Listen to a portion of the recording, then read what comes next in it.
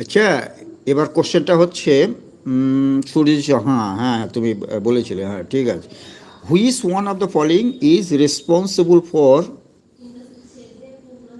Turning Taj Mahal yellow, মানে তাজমহলের রঙটাকে বেরং করে দিয়েছিল, মানে অন্য রঙের হয়ে যায়। তাজমহলের যে একটা অরিজিনাল রঙ আছে না, সেটা, যে তাজমহলের যে রঙ বিকৃত হয়ে যায় বা গেছিল, সেটা কোন কেমিক্যালের জন্য, তাই না? তাজমহল ইম্পর্ট্যান্ট প্রশ্ন কিন্তু এটা।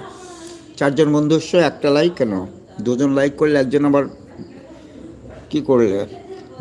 নাইট্রোজেন ডাইঅক্সাইড অপশন মানে NO2, সালফার ডক্সাইড, সালফার অক্সাইড মানে SO2, সালফার এবং ক্লোরিন, কোনটা এটার মধ্যে, কোনটার জন্য অ্যাসিড বৃষ্টি? ইয়েস, অ্যাসিড বৃষ্টি একটা কারণ, অ্যাসিড বৃষ্টি একটা কারণ, কিন্তু আমার অপশন দেওয়া আছে যেগুলো, এগুলোর মধ্যে বলতে হবে। হ্যাঁ, নাইট্রোজেন ডাইঅক্সাইড মানে NO2, SO2 মানে সালফার ডাইঅক্সাইড, সালফার আর ক্লোরিন, এই চারটের মধ্যে NO2 কি বলছো? NO2 না, এটা SO2, এটা কী হবে? SO2, ভিটি প্রোডাকশন।